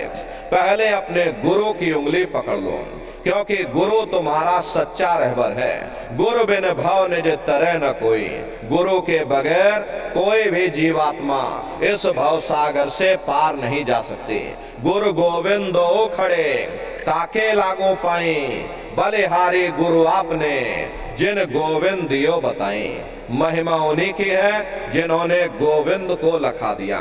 इसीलिए कहा जाता है कि भाई गुरुर ब्रह्मा गुरुर विष्णु गुरुर देवो महेश्वर, गुरुर साक्षात पर ब्रह्म तस्मै श्री गुरुवे नमः। तीन लोक नौ खंड में गुरु से बड़ा न कोई, और करता करे न कर सके, और गुरु करे सो हुई। इसलिए प्रेमी भाई बहनों, साधना करने से पहले जय गुरुदेव नाम का सुमरन सभी नए प्रेमी भाई बहन करिएगा। सुमरन करने के बाद में फिर आप ध्यान पर बैठिएगा। दूसरा है ध्यान, और ध्यान कहते हैं दृष्टि को एकाग्र करना, अपनी दिव्य दृष्टि को खोलना, अपने शिव नेत्र को खोलना। कैसे ध्यान करोगे जरा अच्छी तरह से समझ लीजिए। अपने अपने घरों में पलथी मार करके आप लोग बैठिएगा। शरीर को टाइट मत करना। बहुत से प्रेमी क्या करते हैं, ये अपने शरीर को बिल्कुल टाइट कर देते हैं। यदि आप अपने शरीर को टाइट कर दोगे तो ये शरीर आपका थक जाएगा। इसलिए पहले से ही अपने शरीर को बिल्कुल ढीला छोड़ देना। जितना आराम से आप लोग बैठोगे उतना आपके लिए अच्छा रहेगा। तो ढीले बदन से आराम से बैठिएगा। आंखों को धीरे से बंद कर देना। इन आंखों पर भी कोई जोर मत देना। धीरे से आंख को बंद कर लेना, और दोनों आंखों के मध्य भाग में दूर सामने देखिएगा तो सामने आपको अंधेरा दिखाई पड़ेगा। जब आप अपने बाहर की आंख को बंद करोगे और अंतर में सामने देखोगे तो सामने आपको अंधेरा दिखाई पड़ेगा। बस उसी अंधेरे में एक जगह पर आप अपनी दृष्टि को एकाग्र करिएगा। होशियारी यही रहे ये आंखों की पुतलियां हिलने ना पाए। शुरुआती समय में ये आंखों की पुतलियां अंदर अंदर हिलेंगी, लेकिन जब आप अभ्यास करोगे, करत करत अभ्यास ते जड़मत होत सुजान, जब अभ्यास करते रहोगे तो आंखों की पुतलियां हिलना बंद हो जाएंगी। तो दूर सामने अंधेरे में एक जगह पर आप अपनी दृष्टि को एकाग्र करिएगा। यह सामने अंधेरे को देखते रहिएगा। एक टक हो करके उस अंधेरे को बराबर देखते रहना। दृष्टि अपने आप एकाग्र हो जाएगी, और जैसे ही आपकी दृष्टि उस अंधेरे में एकाग्र होगी तो सुई की नोक के बराबर काले में भी काला बिंदु, बड़ा चमकीला बिंदु होगा, तारे की तरह चमचम चमचम चमकेगा, वो सामने आपको दिखाई पड़ जाएगा। और जब वो चमकदार बिंदु सामने दिखाई पड़ जाए तब आप अपनी दृष्टि को उस बिंदु पर एकाग्र कर देना। जब आप अपनी दृष्टि बिंदु पर एकाग्र कर दोगे तो वही बिंदु दरवाजा है, वो दरवाजा खुल जाएगा, ये शिव नेत्र खुल जाएगा, ये दिव्य दृष्टि खुल जाएगी और आप दरवाजे के अंदर दाखिल हो जाओगे। एक बार प्रेमी भाई बहनों ये दिव्य दृष्टि खुल जाए, फिर क्या भूत क्या भविष्य और क्या वर्तमान कोई भेद आपसे गुप्त नहीं रहेगा। लाखों वर्ष पहले क्या हुआ था, भविष्य में क्या होने वाला है, आप बैठ करके ध्यान में सब कुछ देख सकते हो। तो यह है ध्यान करने का तरीका।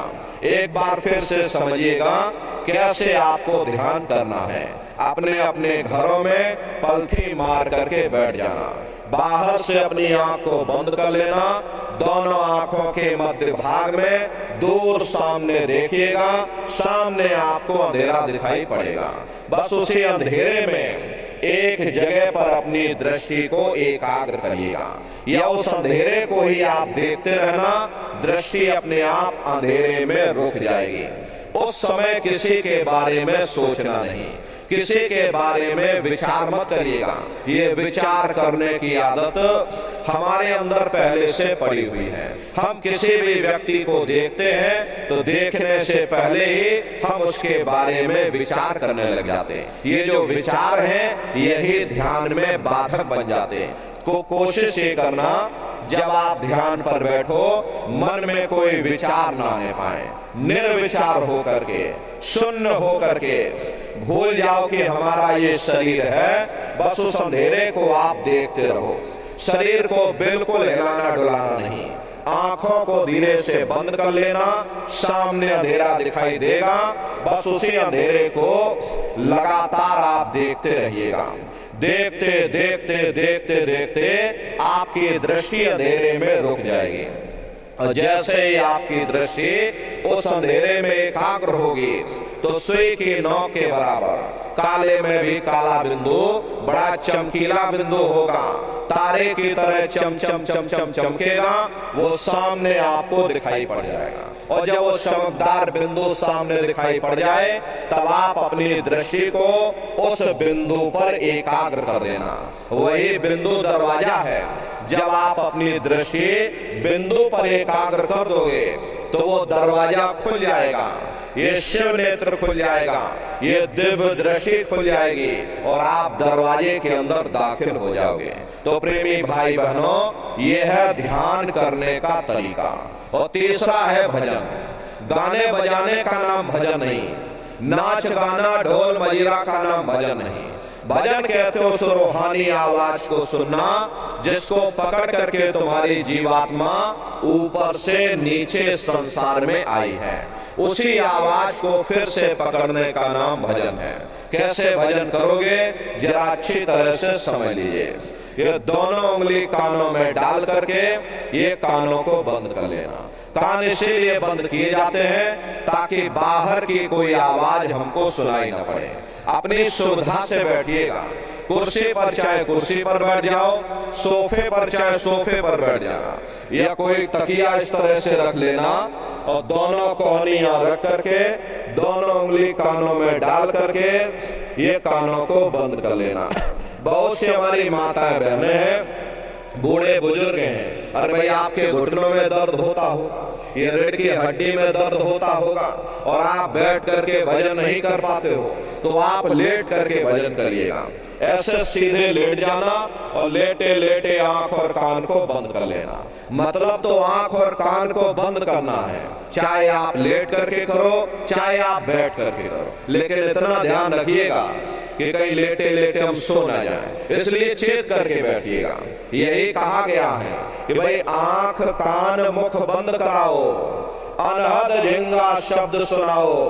यानी पहले अपनी आंख को बंद करो, अपने मुख को बंद करो, ये दोनों उंगली कानों में डाल करके ये कानों को बंद कर लो और ऊंचे से ऊंचा ध्यान दे करके गौर से आवाज को सुनने की कोशिश करो। प्रेमी भाई बहनों, जब आप अपने कानों को बंद करके और ऊंचा ध्यान दे करके गौर से सुनोगे तो आपको ऐसा अनुभव होगा कि कहीं सीटी जैसी आवाज हमारे कानों में बज रही। जैसे प्रेमी भाई बहनों टी इस तरह से सीटी जैसी आवाज शुरू में आप सभी को सुनाई पड़ी। करना कुछ नहीं है, लेटे हो चाहे बैठे हो, बस आप उस आवाज को सुनते रहना और सुनते सुनते उसी में लीन हो जाना। जब आप उसमें लीन हो जाओगे तो कुछ समय बाद में दोबारा आपको अनुभव होगा कि कहीं बड़ी दूर से एक महीन आवाज, घंटे और शंख की आवाज हमारे कानों में बज रही। जैसे मंदिरों में घंटियां बजती हैं टन टन टन, तो बाहर तो आपने नकल किया। महात्माओं ने कहा था ये शरीर तुम्हारा सच्चा हरि मंदिर है। इसी हरि मंदिर के अंदर 24 घंटे और शंख की आवाज गूंज रही। उसी घंटे शंख की आवाज को महात्माओं ने शब्द कहा। अरे आपके धर्म पुस्तकों में लिखा हुआ है कि पोथी पढ़ पढ़ जग मुआ, पंडित भया न कोई, ढाई अक्षर प्रेम का, पढ़े सो पंडित हुए। दुनिया वाले कहते हैं कि 2.5 अक्षर का मतलब प्रेम है। अरे प्रेम नहीं है, प्रेम में तो मात्रा लगी हुई है। यहाँ पर जिस 2.5 अक्षर का वर्णन उन महात्माओं ने किया था वो है शब्द सा आदा बा और दा। उसी शब्द को महात्माओं ने नाम कहा। कलयुग जोग न यज्ञ न ज्ञाना, एक आधार नाम गुण गाना।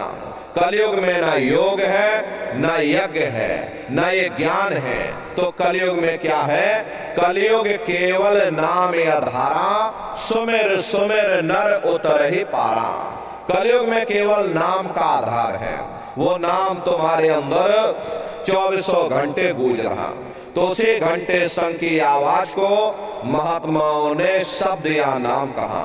उसी घंटे संग की आवाज को मुसलमान फकीरों ने कलमा कहा। उसी घंटे संग की आवाज को ईसा मसीह साहब ने वर्ड या लागस कहा। उसी घंटे संग की आवाज को गुरु नानक साहब ने अनहद वाणी कहा। चीन में जो महात्मा हुए उन्होंने इसको ताओ कहकर याद किया, और हिंदू महात्माओं ने इसे देववाणी आकाशवाणी कहकर याद किया। उन अलग अलग महात्माओं ने अपनी अपनी भाषा में हम लोगों को समझाने की कोशिश की कि भाई वो घंटे संग की आवाज तुम्हारे सबके अंदर गूंज रही है, वो आपको सुनाई पड़ेगी। लेकिन शुरुआती समय में आपको ऐसा मालूम पड़ेगा कि कहीं बड़ी दूर पर घंटियां बज रही, टन टन टन टन, लेकिन सुनाई हर एक को पड़ेगी। प्रेमी भाई बहनों, जब घंटे और शंख की आवाज आपको सुनाई पड़ने लग जाए तब आप सीटी की आवाज को छोड़ देना और घंटे शंख की आवाज को पकड़ लेना, उसको आप सुनने लग जाना। जब आप उसको सुनने लग जाओगे तो वो आवाज धीरे धीरे बढ़ना शुरू होगी, और बढ़ते बढ़ते इस कदर बढ़ेगी कि आपके रोम रोम में घंटे और शंख की आवाज गूंजने लग जाएगी। बड़ी घनघोर आवाज होती है, बड़ी मधुर वो आवाज होती है। ये जो दुनिया के गाने आप लोग सुनते हो, उस रूहानी संगीत के सामने ये दुनिया के संगीत कुछ नहीं है। जब आप उस रूहानी संगीत को सुनोगे, इतना भारी आनंद आपके ऊपर छा जाएगा, इतनी खुशी आपको होगी, अरे ऐसा नशा आपके ऊपर चढ़ जाएगा, इतना आप उस आवाज में खो जाओगे या आप सारी दुनिया को भूल जाओगे। ऐसा नशा आपके ऊपर चढ़ जाएगा। प्रेमी भाई बहनों, शंकर भगवान को वही नशा चढ़ा था। शंकर भगवान कोई गांजा भांग नहीं पीते थे। ये तो हमने आपने शंकर भगवान को भी बदनाम कर दिया कि शंकर भगवान गांजा भांग पीते थे, तो चलो हम भी गांजा भांग पिएंगे। लेकिन ऐ नारियों, शंकर भगवान ने कभी गांजा भांग नहीं पिया।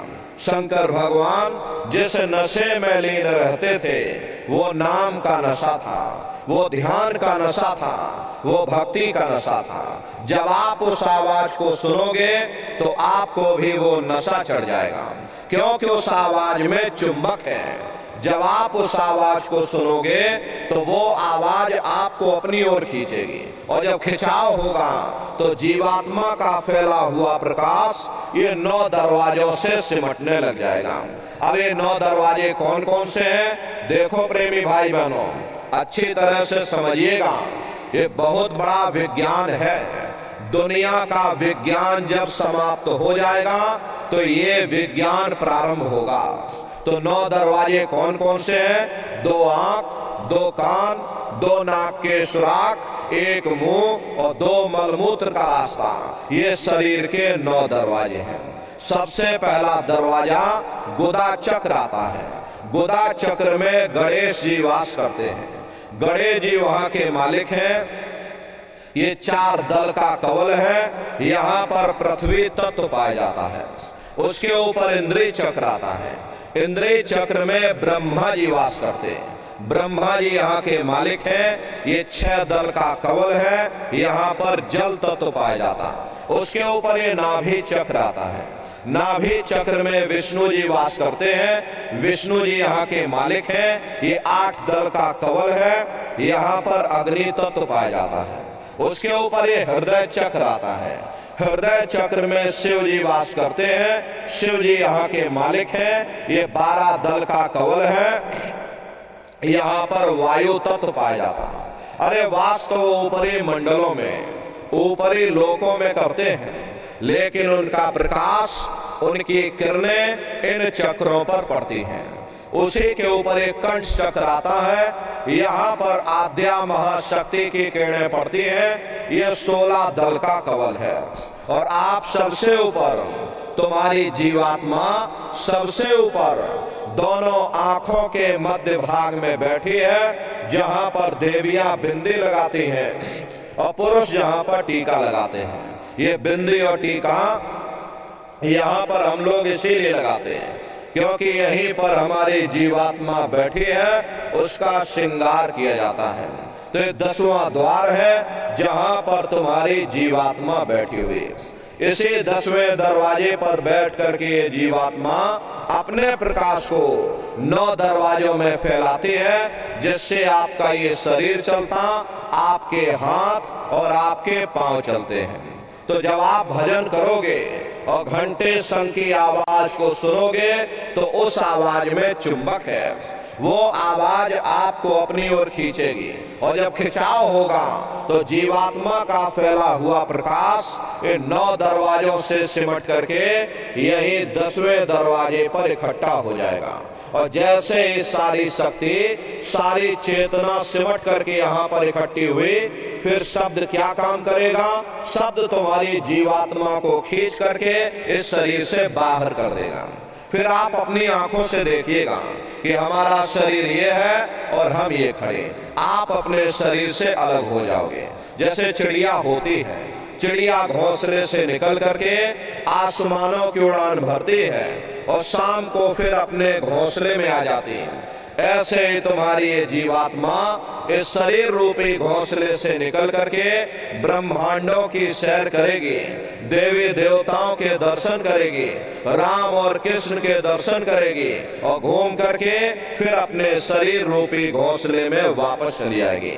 प्रेमी भाई बहनों, ये ब्रह्मा विष्णु महादेव जिनकी सारी दुनिया पूजा करती है, अरे आप सभी लोग ब्रह्मा विष्णु महादेव की पूजा करते हो, लेकिन कभी तुमने ये विचार नहीं किया भाई जिनकी हम लोग पूजा कर रहे हैं, आखिर ये ब्रह्मा विष्णु महादेव कौन है? ये कहाँ पर रहते हैं? ये क्या काम करते हैं? इनके माँ बाप कौन है? राम कौन है? कृष्ण कौन है? ईश्वर कौन है? ब्रह्म कौन है? पार ब्रह्म कौन है?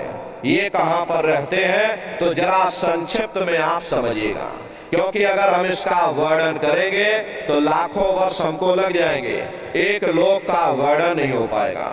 इसीलिए संक्षिप्त में आपको बता रहे हैं कि किन किन मंडलों को पार करते हुए तुम्हारी ये जीवात्मा अपने 5वें मंडल पर यानी कि सचखंड में पहुंचेगी। सचखंड से ये जीवात्मा शब्द को पकड़ा करके मंडल दर मंडल नीचे उतारी गई।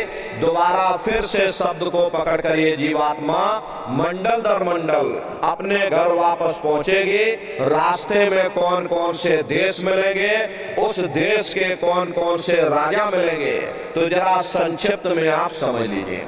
प्रेमी भाई बहनों, जब आप लोग भजन करोगे और घंटे शंख की आवाज को पकड़ करके जब आप शरीर रूपी घोंसले से बाहर निकल जाओगे, तो उसी घंटे शंख की आवाज को पकड़कर तुम्हारी ये जीवात्मा ब्रह्मांडों की चढ़ाई करेगी। पलक झपकते यह जीवात्मा खरबों योजन ऊपर चली जाती है। ये चांद सूरज सितारों को पार करने के बाद सबसे पहले जो आपको लोक मिलेगा उसे महात्माओं ने शिवलोक कहा। शिवलोक वो तमोगुणी स्थान है, वहां के मालिक शिव जी हैं, वो पार्वती जी के साथ उस लोक में विराजमान है। चैतन्य धार जो ऊपर से नीचे आ रही, जिसे महात्माओं ने गंगा कहा, वे अपना केंद्र बिंदु शिवलोक को बनाती है। इसीलिए शिव जी की जटा में ये गंगा दर्शाई जाती है। इस लोक में असंख्य जीवात्माएं रहती हैं। ये सभी जीवात्माएं शिव स्वरूप में मौजूद होती हैं। जब आप साधना करके वहां पहुंचोगे और शिव जी का जब प्रत्यक्ष दर्शन करोगे तो आपका स्वरूप भी शिव के समान यानी शिव स्वरूप हो जाएगा। शिव जी का दर्शन करने के बाद फिर जब आप ऊपर चढ़ोगे उसी के ऊपर ब्रह्मा जी का लोक आएगा। ब्रह्मा जी का लोक वो रजोगुणी स्थान है। वहां के मालिक ब्रह्मा जी हैं। वो गायत्री, सावित्री और सरस्वती के साथ उस लोक में विराजमान हैं। वहां पर वेद ध्वनियां सदा उस लोक में उच्चारण होती रहती हैं। और ब्रह्मा जी का दर्शन करने के बाद फिर घंटे शंख की आवाज को पकड़ करके फिर जब आप ऊपर चढ़ोगे उसी के ऊपर विष्णु लोक आएगा। घंटे और शंख की आवाज को पकड़ करके रखना पड़ता है। यदि आपने शब्द को छोड़ दिया तो सेकंड भर आपको नहीं लगेगा। धड़ाम से आप अपने शरीर में वापस लौट आओगे और इन बाहरी आंखों को खोल दोगे। इसीलिए शब्द को वहां पर पकड़ करके रखना पड़ता है। तो ब्रह्मा जी का दर्शन करने के बाद फिर जब आप ऊपर चढ़ोगे उसी के ऊपर विष्णु लोक आएगा। विष्णु लोक वो सतोगुणी स्थान है। वहां के मालिक विष्णु जी हैं। उनका बड़ा मनमोहक स्वरूप है। उनकी 4 भुजाएं हैं और चारों भुजाओं में शंख, गदा, पद्म और चक्र सुशोभित हैं। और आप क्षीर सागर में लक्ष्मी जी के साथ विराजमान। ये तीनों देवता ब्रह्मा, विष्णु और महादेव अपने अपने लोक में बैठ करके राज कर रहे हैं।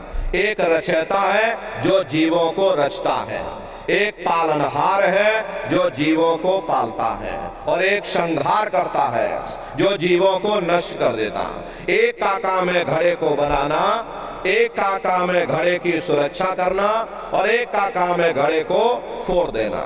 इनकी जो माता है वो आद्या महाशक्ति हैं। ब्रह्मा, विष्णु, महादेव लोक के ऊपर वो आद्या महाशक्ति का लोक आता है। और उसी लोक को पार करने के बाद सबसे पहला देश पड़ता है, या यूं कह लीजिए कि पहली राजधानी पड़ती है, जिसे महात्माओं ने सहस दल कवल कहा। वो राजधानी है।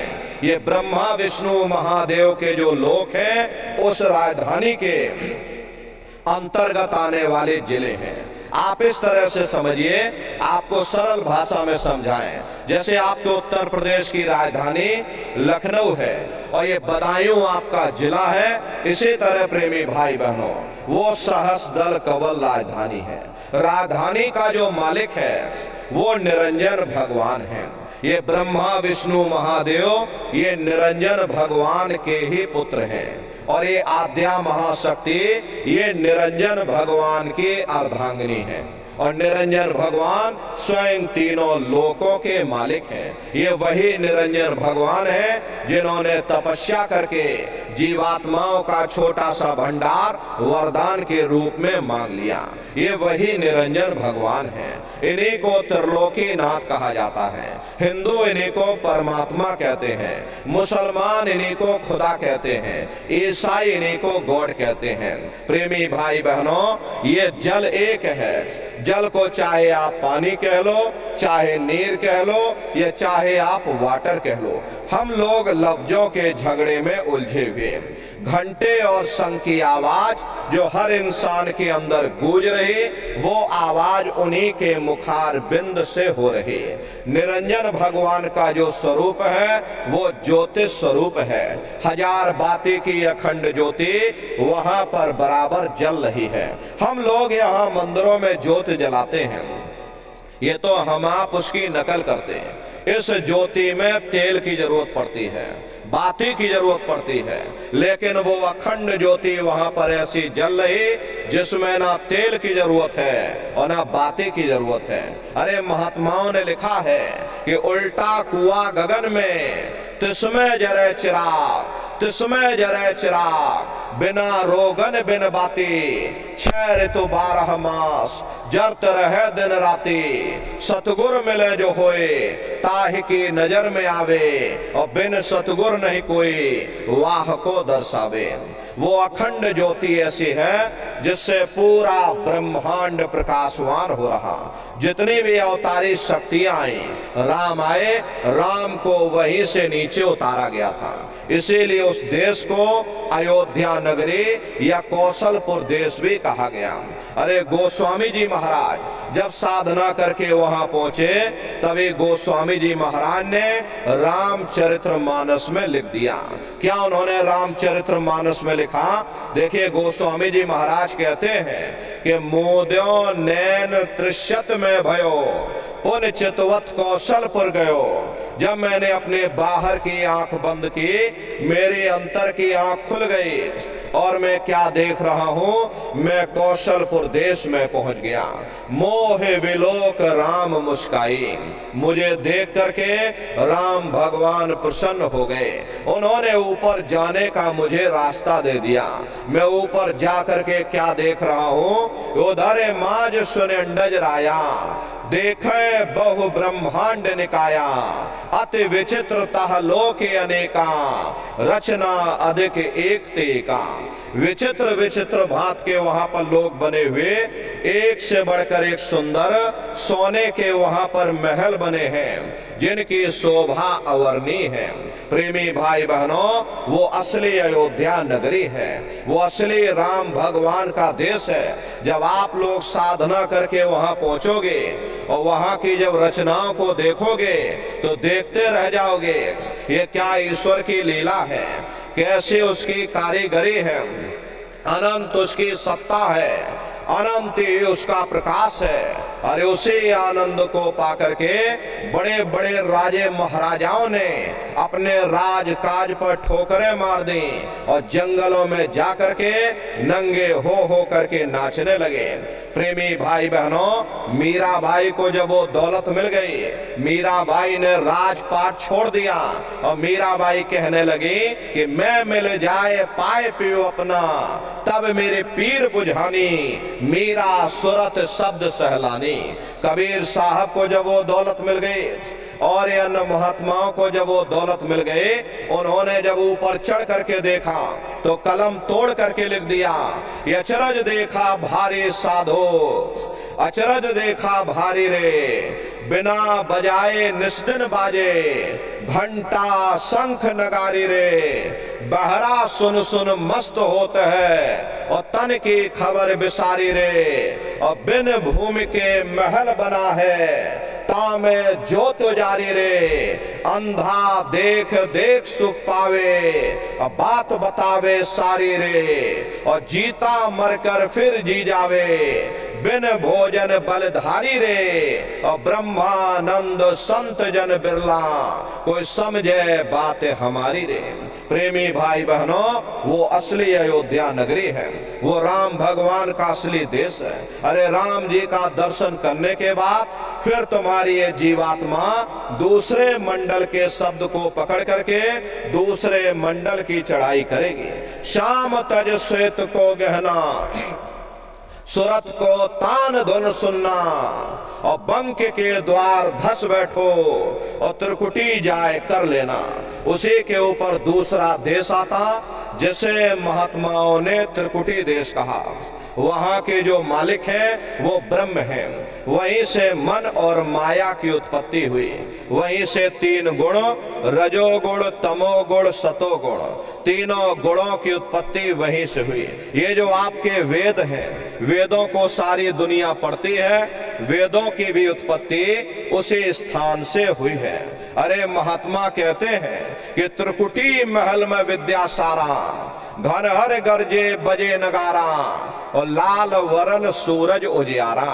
वहां पर दो धुने, बादलों की गर्जन और मृदंग की आवाज उस लोक में गूंजती रहती है। जैसे पहले स्थान पर राम भगवान के देश में घंटे और शंख की आवाज गूंजती है, ऐसे दूसरे मंडल पर यानी कि ब्रह्म के देश में बादलों की गर्जन और मृदंग वहां पर बजता रहता है। ओम का जाप बराबर वहां होता रहता।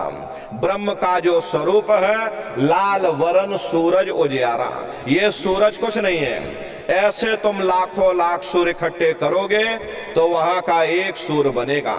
प्रेमी भाई बहनों, ब्रह्म का जो स्वरूप है वो सुबह के लाल सूर्य के समान है, इसीलिए वहां का पूरा ब्रह्मांड लाल है।